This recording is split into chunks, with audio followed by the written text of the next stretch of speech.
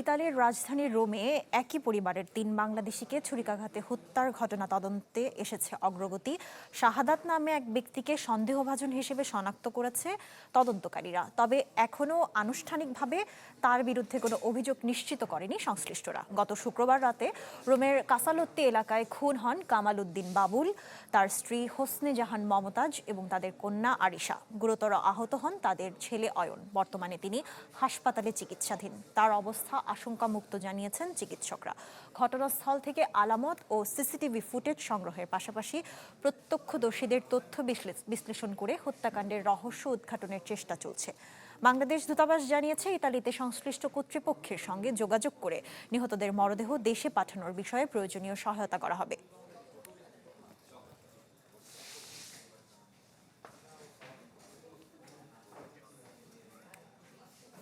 এই ঘটনার আরও তথ্য জানাতে ইতালি থেকে আমাদের সঙ্গে যুক্ত হচ্ছেন সহকর্মী সজীব আহমেদ রিয়ন।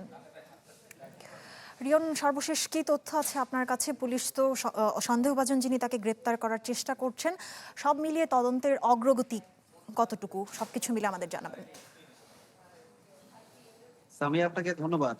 ইতালিতে ট্রিপল মার্ডারের যে অভিযুক্তকে ধরতে পুরো ইতালি জুড়ে আসলে বিশেষ অভিযান পরিচালিত হচ্ছে। বিশেষ করে ইতালির রাজধানী রোমে যেখানে ঘটনা ঘটেছে সেই জায়গাটিতেই আসলে মূলত তারা আইন শৃঙ্খলা বাহিনী যারা আছে তারা কিন্তু নজরদারি বাড়িয়েছে। কেননা তার যে অভিযুক্ত শাহাদাত, তার সর্বশেষ যে মোবাইলের যে নেটওয়ার্ক ছিল সেটি কিন্তু ঘটনাস্থলে আশেপাশে ছিল।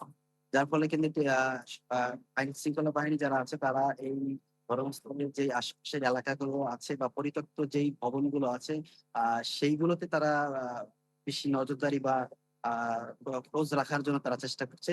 তার সাথে সাথে বিশেষ করে সীমান্তবর্তী যে এলাকাগুলো আছে সেখানেও কিন্তু তারা নজরদারি রেখেছে, যাতে কোনোভাবেই যাতে এই শাহাদাত, এই ঘাতক শাহাদাত তিনি জানি দেশ ছেড়ে পালাতে না পারে। তারই সাথে সাথে এখানে কিছু বিষয় আসলে চলে এসেছে যে এই শাহাদাতের সাথে আসলে কাদের সাথে আসলে সম্পর্ক ছিল, বা কেউ তাকে আসলে শেল্টার দিচ্ছে কিনা, কেউ তাকে লুকিয়ে রাখছে কিনা, সেটি কিন্তু তারা লক্ষ্য রেখেছে এবং যাচাই বাছাই করছে তারা।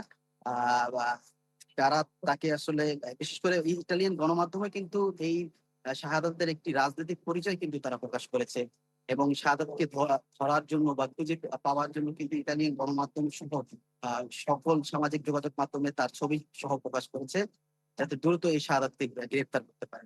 অন্যদিকে দূতাবাসের সাথে আইন শৃঙ্খলা বাহিনী যোগাযোগ করেছে। তারা বাংলাদেশেও আসলে দূতাবাসের মাধ্যমে বাংলাদেশে যোগাযোগ করেছে। বাংলাদেশে আসলে এর আগেও ২০২৫ সালে কিন্তু এই পরিবারটিকেই একটি চিরকুটের মাধ্যমে হুমকি দেওয়া হয়েছিল। সেই বিষয়টিও কিন্তু ইতালির যে পুলিশ আছে বা আইন শৃঙ্খলা বাহিনী আছে তারা কিন্তু সেই বিষয়টিও কিন্তু নজরদারিতে রেখেছে এবং বিভিন্ন জায়গায় স্পটে কিন্তু তারা চেকপোস্ট বসিয়ে তল্লাশি করছে অভিযুক্ত ছবি দেখে। সামির। রিয়ন, আপনাকে ধন্যবাদ। নগদ নিয়ে এলো হার না মানা হার অফার। সর্বনিম্ন ১০,০০০ টাকা রেমিটেন্স নগদে পাঠালে থাকছে স্বর্ণের হার জেতার সুযোগ।